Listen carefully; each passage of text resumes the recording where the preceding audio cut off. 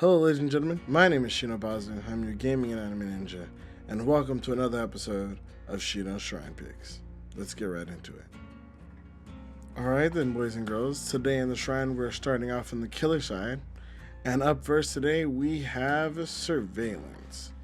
So for those who do not know what Surveillance does, basically what it allows you to do is kick a generator, and then for 16 seconds in its final form, it'll allow you to see the generator with a white aura, and if any point in time during that 16 seconds a survivor attempts to use or work on that generator, it'll switch to a yellow aura, letting you know exactly that there's a player there.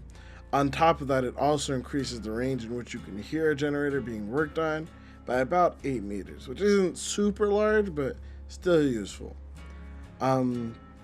In my opinion, this perk works best in 3-gen situations, or strongest in 3-gen situations, when you're trying to protect a small set of generators, maybe 4 at max. Perks that I think work extremely well with this are going to be any other perks that are based on interacting with generators. So Ruin, obviously it's just kind of a good perk to have. Overcharge works really well with this, because then not only do you have the overcharge on it, but you have the surveillance on it. Other perks that work well is like Brutal Strength or Fire It Up. The main reason why is because you have to kick the generator in order for it to activate.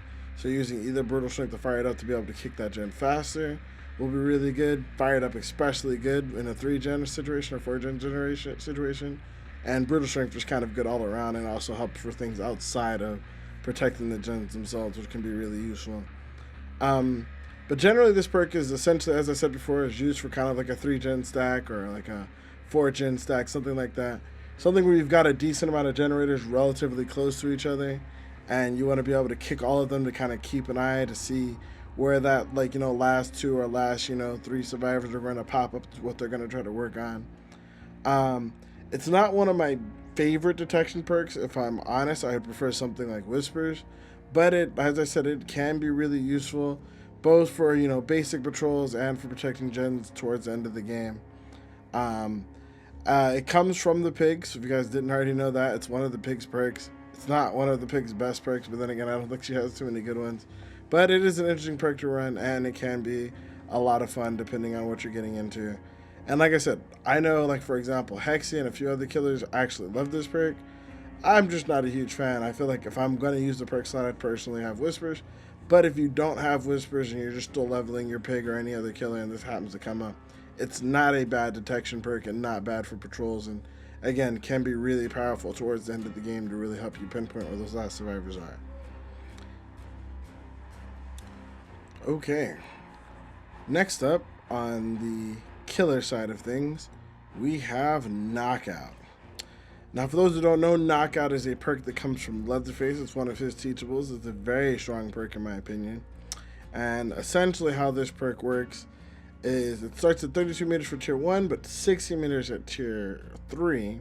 But essentially what happens is when you down a survivor, regardless of how you down them, whether it be you using your M2 ability like Hillbilly or your M1 ability like Nurse, essentially what happens is the survivors don't make a noise that they've gone down, or at least I believe they still make a noise. They're not supposed to, but they still make a noise. But the main thing is that the other survivors cannot see their aura unless they're within range. So it's only a 16-meter range at tier 3, which makes it they have to be really close or right on top of them in order for them to see them when it goes down. So the main purpose of this perk is to essentially make it so if they don't know where someone got downed, they have no idea if they'll be able to help them. This is really good, one, for slug builds, obviously, but also just really good for if you're more of a stealthy killer, say something like a Myers or a Wraith or anybody else, because especially if you're a killer like Spirit actually, who can get pulls, one of the things you can do with this is you can yoink a survivor off a generator and drop them on the ground. Because they got yoinked, the other survivors don't know where they are, and they don't know, you haven't been hit, you haven't really made noise, so survivors don't know who you are. So it does allow for some pretty, cheeky early plays where you're able to kind of sneak up on survivors and basically use that element surprise for a little bit longer, depending on how you use it. However, as I'm sure a lot of you may already know, but if you don't know, one of its strongest forms is for essentially slug builds. This is extremely strong on, say, killers like Hillbilly, but also Nurse is probably like one of the kings of this perk. And essentially what it does is it basically leaves the survivor on the ground, makes it nearly impossible for you to know where they are unless you were like in comms with them or unless you saw them go down. And unless you get close to them, you have to actually spend time trying to find them if they're left on the ground. Perks that synergize extremely well with this are going to be Deer Stalker, so that even though like their team doesn't know where the survivor is, you know where the survivor is you left on the ground. Third Seal is another strong one. Because of this, if you use Third Seal and Knockout together, when you knock said survivor out, they are unable to see their teammates with Third Seal, so they're unable to crawl to them in order to get help, which can be really useful. Another perk that works really well with this is going to be Nurse's Calling, because obviously if it's going to take them longer to find their teammate, and if they do find their teammate, obviously you can maybe catch them in the act of healing and knock them out as well. And of course, pretty much anything else that really works well with the slug build. So going through some other perks quickly: Infectious Fright, Thanatophobia, Colorphobia, anything else that makes dealing with being slugged really hard, Sloppy Butcher. These are all perks that are really strong in slug scenarios, and Knockout oftentimes can be the linchpin to really making that perk like do its work. It's a really good way to get survivors off generators because it forces them to have to get up to go find their teammate, as opposed to just knowing where their teammate is. And it over time can put a lot of pressure on the team. If you've got 1 to 2 players knocked out, especially on those larger maps, it almost forces or demands that the other players get off the generators and try to find their teammates. Otherwise, they can end up losing the game just by default if you run into them first. So it's a really nasty perk. It's probably a part of some of like the most disgusting builds in the game, in my opinion, but it can be really strong and does have some other cheeky uses as well. So if you haven't already picked up like a perk, or if you haven't picked up Leatherface, this is probably one of the perks that's worth getting him for. If I had to think about Leatherface just kind of in general, I think that he probably has the 3 single best perks in the game out of any killer game, which is hilarious because he's still probably one of the weakest killers in the game. But I digress. Let's move on to the next one. Okay, now we make our way over to the survivor side of things. And first up for survivors, we have Vigil. Now, Vigil is a Quentin Smith perk. Comes from the Freddy Krueger DLC. Essentially what this perk does, at tier 1 it's 10%, but at tier 3 it's 20%. But essentially what it does is it allows you for you and anyone within 16 meters of you to recover faster from exhaustion, hemorrhage, mangled, blindness, hindered, or basically any status effect that could negatively affect survivors in the game. So for you exhaustion users who are really big on things like sprint bursts and things like that, essentially how this works is if you normally have a 30 or 40-second cooldown on your sprint burst, your dead hard, your balance landing, your life, or head on, this will reduce the cooldown on that to 32 seconds, which is really good and can be really strong for some scenarios. It's not nearly as good as it once was due to the exhaustion changes, which is why most people used to run it back in the day. It is still really good for dealing with hemorrhage and mangled, and the fact that you pass the buff on to other players, so that if you save someone who's suffering from one of these things, or you just happen upon one of the players that are running this could be really useful and really powerful for, different particular uses. But if I'm completely honest, overall, it's not that strong of a perk. I believe this is probably going to be one of the perks that get looked at.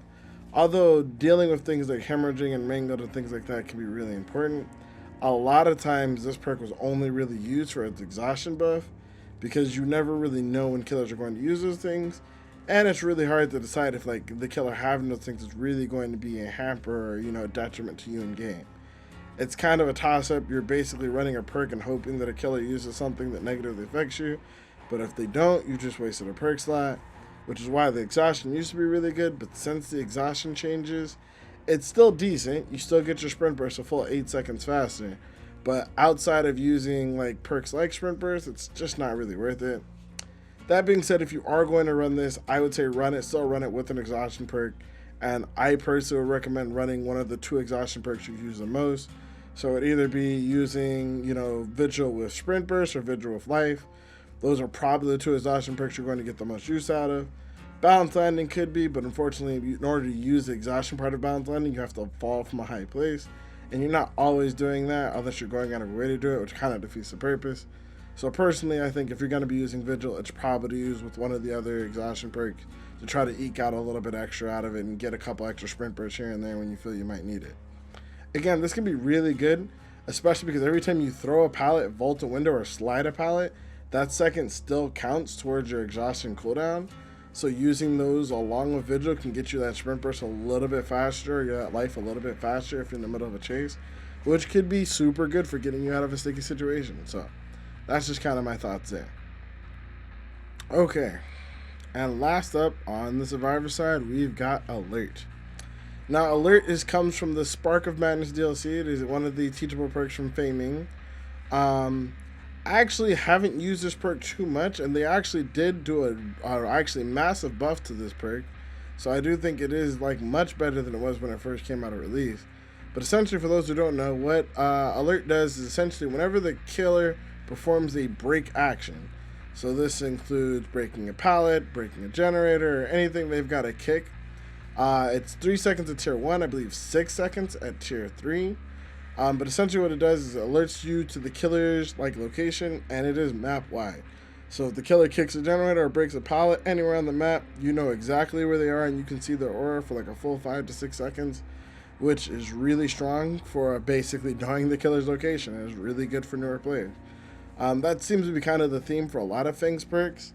Having life over sprint burst. Sprint burst I feel like takes a lot more skill and understanding how to use properly, not waste. So having life over sprint burst is much better for newer players. I also believe that our other two perks, both Alert and Technician, are really good for newer players who are maybe going to mess up skill checks and don't know how to find the killer. I personally feel like it's a much stronger version of, say, perks that would be like, say, like Bitter Murmur, or I believe it would be Dark Sense, I guess, for survivors. Mainly simply because every time the killer kicks something, you're going to see exactly where it is. Killers are going to be kicking things almost all game. They're going to be kicking gens, they're going to be kicking doors, they're going to be kicking pallets. It's a good way to keep an eye on what the killer's doing, especially if it's getting closer to you. And more importantly, not that I think this perk needs to be around with anything else, but if you do decide to run it, it does work extremely well with perks like Fixated, Urban Evasion, Stakeout. That way, if the killer's kind of patrolling the area that you're at, you can have Alert to be able to basically see him when he kicks the generator, to see exactly which way he's going, so you can use Urban Evasion to kind of sneak around him, along with both Fixated and Stakeout to get those extra points while you're waiting for him to leave. Ultimately, I think it's a pretty good perk on its own, a great perk for newer players who are just having trouble like hiding from the killer. You're not as great as juking, so you're trying to focus on staying away from the killer. I think this is a great replacement for Spine Chill, and it gives you exact information and can be used for even some really clutch plays for more experienced players in combination with things, like I said, like Urban Evasion and stuff like that. But that's just kind of how I feel about Alert right now. I'm glad they buffed this perk. I feel like it could use a little bit more, but I mean, I feel like it is really strong where it's at. So we'll see. For now, we'll see. Okay, now that we've gone over what every perk does and the things that I think they work well with, I believe it's time to rank the perks and which ones I think you should pick up. And in theme of that, I think that, in my opinion, the undisputable king for this, if you're playing both sides, is going to be Knockout. Knockout is an incredibly powerful perk. It does take the most skill to know how to use, and is only really good in certain situations, like if you're playing a particular playstyle. But that playstyle is extremely powerful, especially powerful. It can even be used in Survivor Friends situations, for the main reason that it forces players to make decisions that they don't normally have to make. And could just be really good for turning a game around. Being able to leave someone on the ground and not have to worry about them getting back up immediately because the person found them, and having them have to either crawl to their teammates or have their teammates actually take the time to go find them, could be huge for buying you time in this game. Probably the only thing that buys better time consistently would either be Corrupt Intervention or Ruin, and we know how both of those perks go generally. So this could be a really powerful perk for buying you a lot of time, whether it be early game, late game, and could be easily the thing that turns the game around for you if the survivors are careless. Which is one of the best things and one of the most important things about playing killer well, is capitalizing on survivors' mistakes. This forces them to make decisions, and the more decisions they have to make, the more likely they are to make a mistake. That being said, moving straight from the killer side, I would have to say Alert is probably the next best perk in the Shrine. I'm so happy they buffed this perk. having that presence of mind of knowing exactly where a killer is, what the killer's doing, having the perk proc so you hear it, so it reminds you to look to see where the killer's at and what the killer's doing, and then just knowing exactly where they're at and what they're doing for, you know, whether it be 3 seconds or 6 seconds or anywhere in between.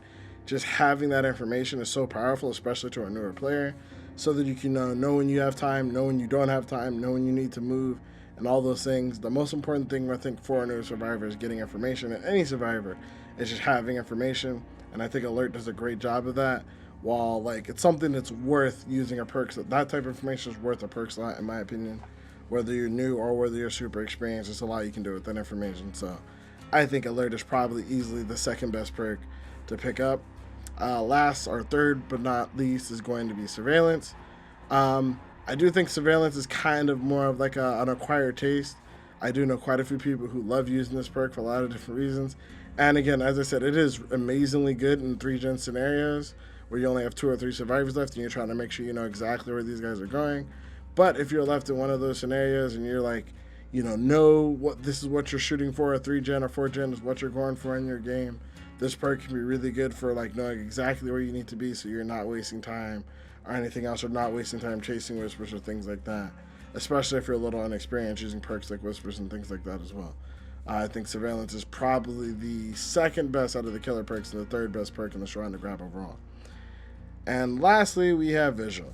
Vigil, I don't want to say Vigil a meme, but ever since the exhaustion change, Vigil was barely good when exhaustion was the way that it was originally, where you had, 40 seconds if you're walking or standing still, and 80 seconds if you're running.